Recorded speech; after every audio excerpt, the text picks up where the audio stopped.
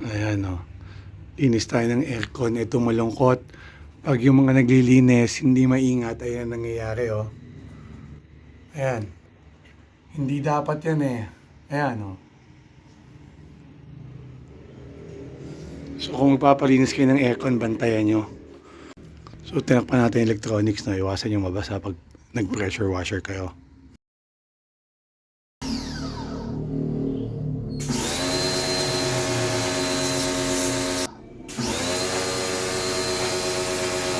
Okay sana, nalinis na natin.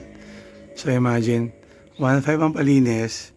Pag bumili ka ng pressure washer, 3,000 lang. And then, kung kaya mo naman mag-isa, malaki yung matitipid mo.